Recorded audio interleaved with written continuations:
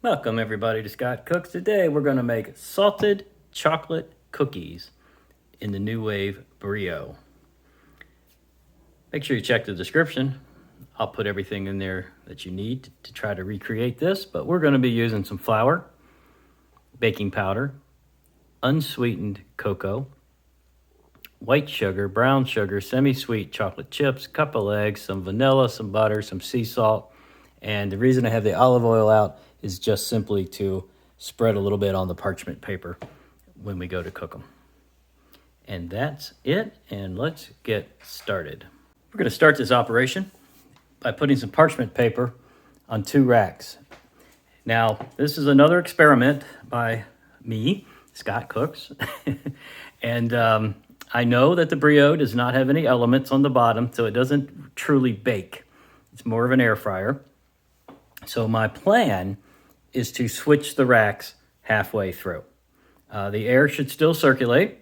It should still be cooking whatever's on the bottom, but the one on the top is going to get cooked more.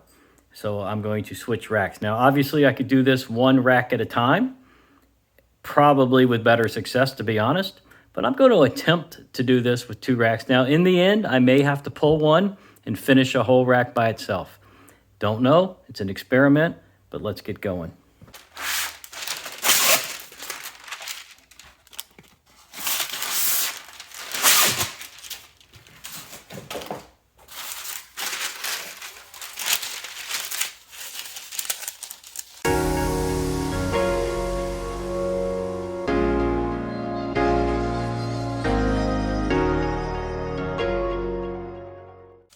And if you got a little Pam, you could spray it on the parchment. I'm just going to take a paper towel, put a little olive oil on it. Very, very, very, very light. Nothing fancy here, guys.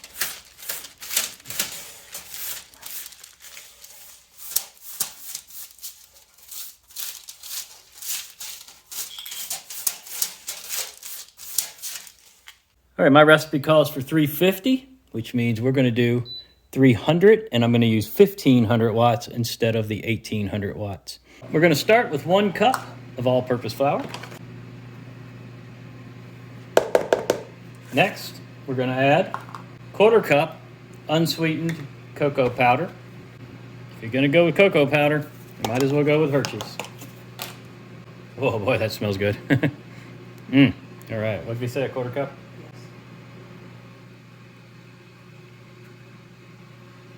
If a little extra gets in, what's it gonna hurt, right? A teaspoon of baking powder. That would be this one right here. Baking powder. That was the BRIO. It just got to temperature. It's preheated. 1/2 teaspoon of sea salt. Well, we're just gonna guesstimate that one. And we're gonna put a little sea salt on the top when we're finished too for garnish.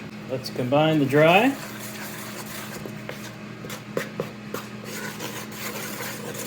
Okay guys, the dry ingredients are done and we're switching to a glass container, and I'll show you why in just a second. We're going to go ahead and put our full stick of butter into this glass container.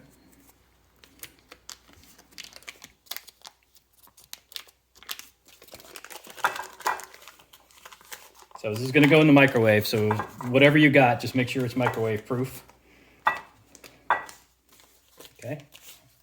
And we're going to put 3/4 cup of these semi-sweet morsels into it. This is the 1 cup I'm using just because it's handy. So I'll fill it about 3/4 of the way up. Guesstimate. And these are for me. All right, guys.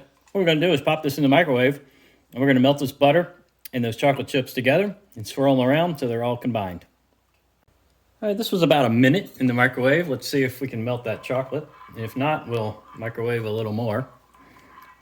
It appears to be melting.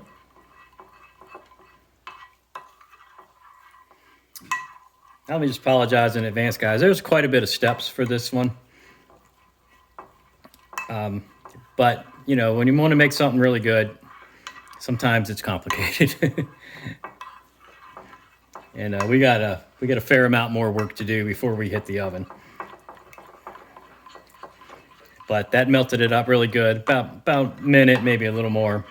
And I'm just combining the butter and the chocolate now, as you can see.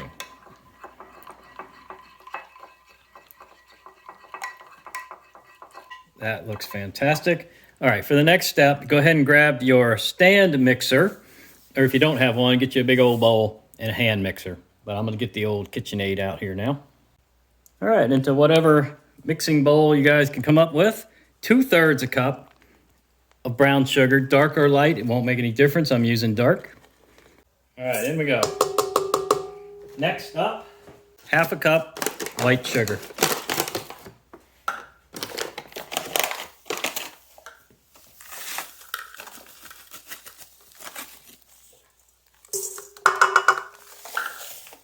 Two eggs.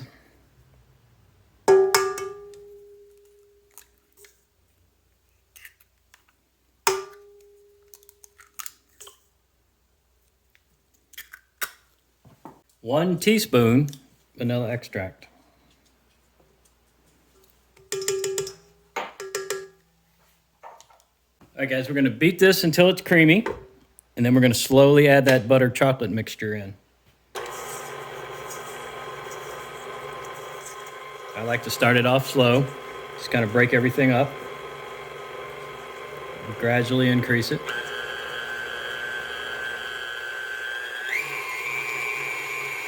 And we'll just beat that for a few minutes till we get it nice and creamy.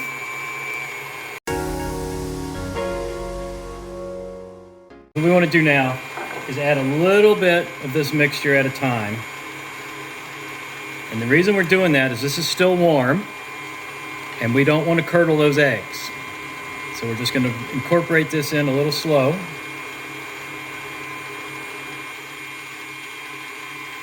So we don't screw our eggs up.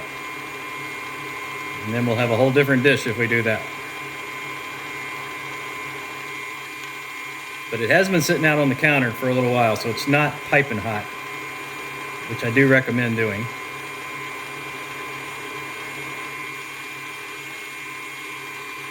Okay, we're ready now. We've tempered it, so we're ready to go ahead and get it in here nice and slow.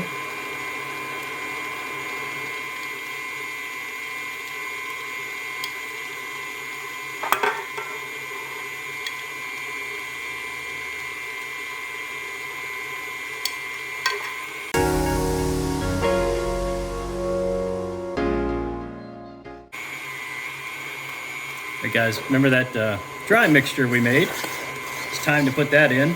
We're going to add that a little at a time, and we're not going to overmix it. So we just want to get it in there till it's just combined. Fold in. Yeah, it says. Well, this fold in. If I were doing it by hand, but since I'm using this device, this will fold for me. So I'm going to add about half of this in, give it a little stir, and then put the rest in.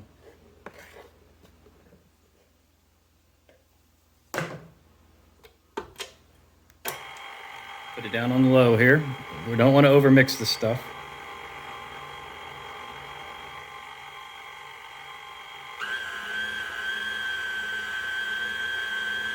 And we are going to have to scrape the sides down on this one.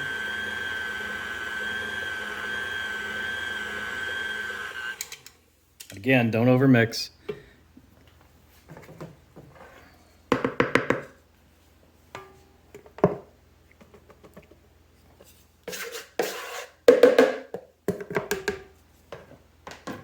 And since I've got it stopped right now, we'll go ahead and scrape a little bit. It's going to start to form a little dough now, so it might pick up this chocolate on the side for me.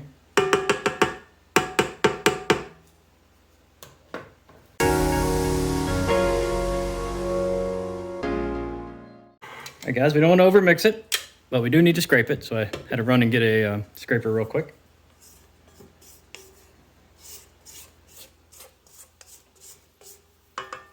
Get this dry on the side of the bowl down in there, and then we're going to call it right there. That looks like a really nice cookie dough. This is going to be so good. It's nothing quite like the flavor of chocolate and salt. Just going to go a little real light here on this one to finish it off.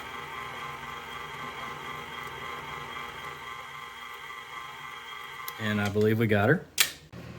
All right, now for the fun part. Cookie batter. First rack, parchment paper. Obviously, this is much smaller than a baking sheet that would go in the oven. We will be doing multiple batches of these today. So what my plan here is to get a tablespoon, just a regular old kitchen tablespoon, put a blob on it, and use the back of another spoon and drop it right on. Now these are going to spread out pretty far, so I want to keep them from the edge. And that's kind of my plan.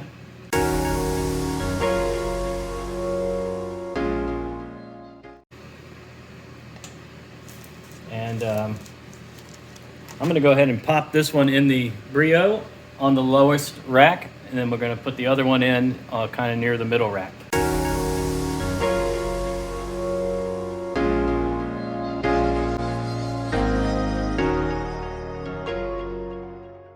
I'm going to show you my rack positions real quick. So I want to keep this one pretty far from the element. They're already melting. And you can see the parchment paper on the lower one. Let me get the light on. You can see the parchment paper on the lower one blowing pretty good. So, you know, the air is supposed to be circulating all throughout. Anyway, we're going to go till a 5-minute mark up on the timer there. And at 5 minutes, I'm going to reverse the racks, just switch them around. Go another 5 minutes, and we'll see what we got. All right, everybody, that is 4 minutes in. You can see they're spreading out nicely. Not really running into each other, so that's good. And we'll be flipping the racks around, top to bottom, bottom to top, in 1 minute.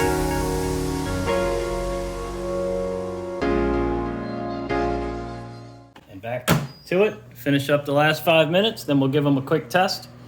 And if everything's the way we like it, we'll pull them out. Now I've decided, I'm already starting to cut some more parchment, because normally you would take the cookie sheet out and just let it sit and cool. Well, I need to do another batch. So what I'm going to do is slide the parchment paper off the mesh rack and let them cool on the parchment paper, parchment on another new piece of parchment, and then go another round. Now that I see how far they're spreading, which isn't very far at all, I think I can get a couple more on each level. All right, we're coming down the last 30 seconds. Make sure you guys have a little sea salt handy. We're going to sprinkle a tiny amount across the tops. And you'll know when your cookies are done. They need to be cracked and puffy. And if you can look in there and you'll see them better in a second, they are definitely cracked and puffy, top and bottom. So this looks like it came out really well, guys. We're about to find out the truth. Can Scott make a cookie? Let's find out. Can Scott make a cookie? I think he can. I got new parchment already ready to go. Now these, you know what I'm going to do? I'm going to switch these back up. Crank this thing right back up again. 300.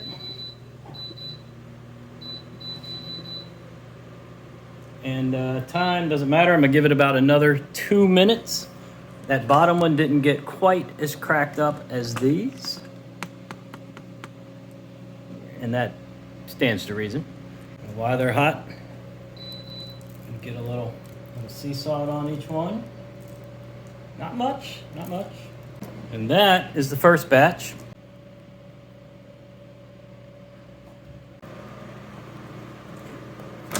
Second batch, y'all. This batch, I did 12 minutes instead of 10. And I'm flipping at 6. Because I had to put that other rack in, remember, for another minute or two on the other one. So we'll see if that doesn't work out a little better. Well, there you have it, guys. They said it couldn't be done, but I managed to do it. Nuwave BRIO 15.5 quart oven, salted chocolate cookies. Little bit of effort involved, but worth the effort? I think so. What do you think? Crispy, crunchy on the top, soft and gooey underneath. Everything you could possibly want in a cookie. The best part, every successful cook, is the taste.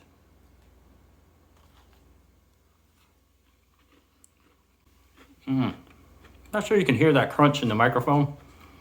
Excellent crunch. Gooey inside. Got the taste of the sea salt mixed with the chocolate. Wow. This is absolutely fantastic. Make sure you check that description box. I'm going to give you the recipe. And I want to thank everybody for watching. Please subscribe to the channel. Hit that like button for me. The bell for notifications. Leave me some comments. Let me know if you tried these and any variations you may have done. You could have put some pecans in here, for example. Let me know how they came out. And we'll see you real soon on the next awesome video.